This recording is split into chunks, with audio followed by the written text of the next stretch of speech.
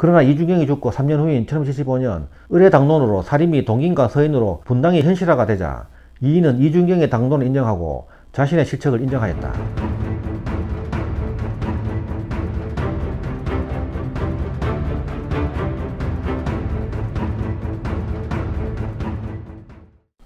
율곡 이의의 정적, 동고 이준경 편입니다. 1499년 연산군대에 태어나서 1572년 선조 때까지 73세를 살았다. 이준경은 홍문관 수찬 이수정의 아들로 태어났다.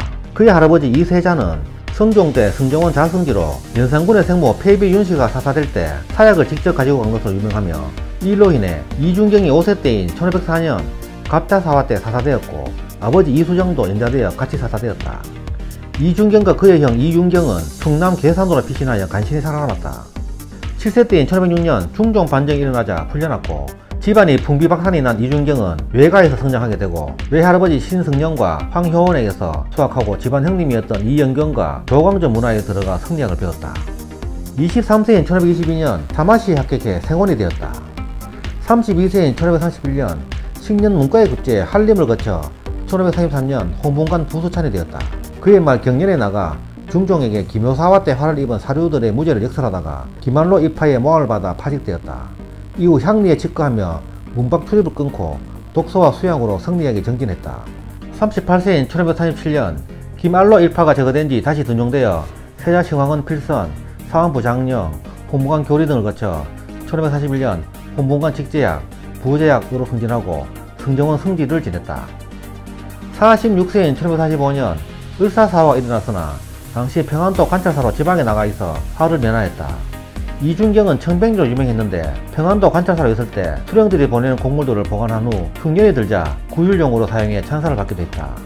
49세인 1548년 다시 중앙으로 올라와 병조판서, 한성부 판윤, 대사헌을 역임하였다. 51세인 1550년 대사헌 재직 중 병적이던 영의정 2기의 모함으로 충청도 보원에 유배되었다가 이름에 석방되어 지중수부사가 되었다. 54세인 1553년 함경도에 북방 여인족이 침입하자 그들을 평정하였다. 56세인 1555년 호남의 왜구들이 쳐들어와 해안가에 군현이 함락되자 전라도 도순찰사가 되어 왜구를 진압하고 그 공으로 우창성에 오르고 병조판서를 겸임하였다. 이준경은 문물을 겸비한 명제상으로 이 당시 그는 화포 개량 등에 관심을 기울여 3세대 총통을 도입하여 인진변환 때 수군의 화포는 명종 당시의 개량형이 주력을 이루게 된다. 59세인 1558년 우의정, 1560년 자의정, 1565년 영의정에 올랐다. 이준경은 영의정이 되자 국정을 주도하여 척신 윤헌영을 축전하는 한편 조광조를 신원하여 문무에 종사하고 근래 불당을 해체하고 불교 억압정책과 소격서를 혁파하는 등 성리학적 이념에 기반한 정치가 정착되도록 노력했다. 68세인 1567년 영의정 재직 중 명종이 죽자 자의정 심통원과 함께 왕의 임종을 지키며 고병 대신으로 명종의 유지를 받들었는데 심통원이 다른 뜻을 품고 화성군을 지지하지 않자 그를 창고에 가둔 뒤 원상으로서 국사를 총괄했고 왕의 유명을 받들어 선조를 옹립했다. 이준경은 선조 즉위 초를 전후하여 팝을 붕당을 조장하는 이들이 있다고 여러 번 지적했고 그 중심의 인물로 이의, 심의겸 등을 지목했다. 선조 즉위 초 신주 사료의 한 사람인 이의의 거침없는 발언과 비판에 이준경은 염증을 느꼈다. 원로 대신들 중 허엽과 이준경 등은 율곡을 예절과 근본도 모르는 인간이라고 분을 터뜨렸다. 특히 이준경이 72세였던 1570년 기묘사화와 을사사화의 피해자들을 신원하고 을사공신들의 위훈삭제를 논의하는 과정에서 율곡 이의의 거침없고 직설적인 발언으로 서로의 감정이 나빠지게 된다. 율곡 이의의 스승인 백인걸은 이준경의 친구였는데 율곡 이의의 솔직함과 냉정함에 화가 난 이준경은 백인걸을 찾아가 자네가 추천한 이 아무개라는 인간 왜 그 모양인가? 라고 드러내놓고 역정을 내기도 했다. 그러나 그의 이 발언이 이의의 귀에 들어가면서 이의는 이준경을 상당히 안 좋게 생각했고 그 역시 이의의 인격을 의심하였다.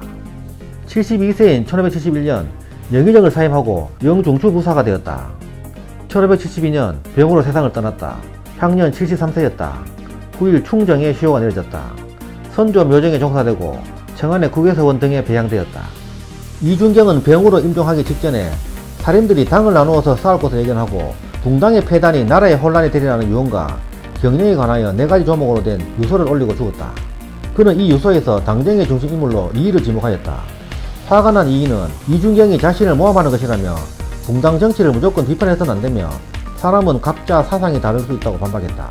이에 의하면 붕당은 국가정치를 물러나게 하는 무리가 아니라 뜻이 맞는 이들끼리의 모임이라고 반박했다.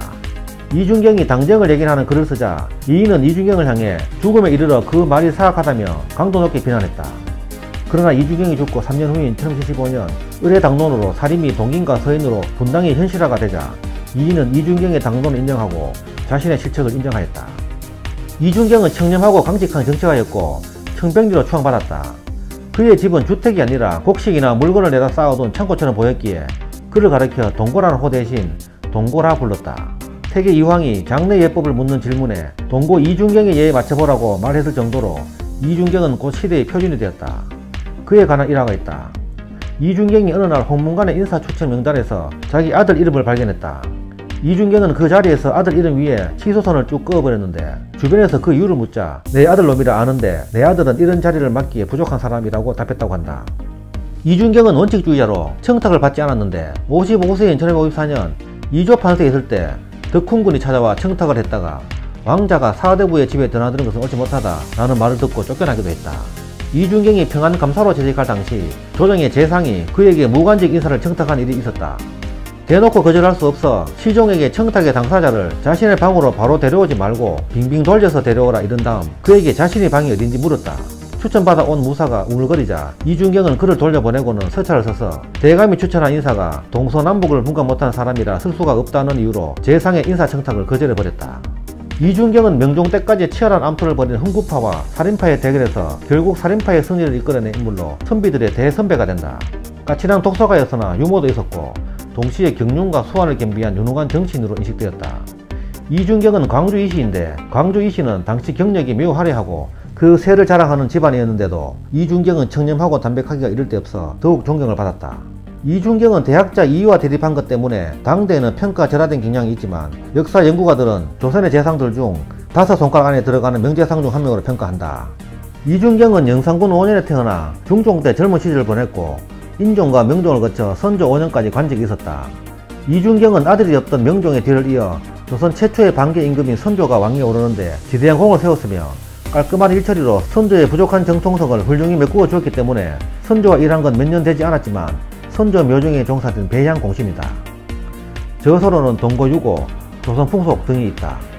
이준경의 묘는 경기도 양평군 양서면 모강리에 부인과 함께 합장되어 있고 경기도의 기념물 제96호로 지정되어 있다. 지금까지 동고 이준경 편이었습니다. 감사합니다.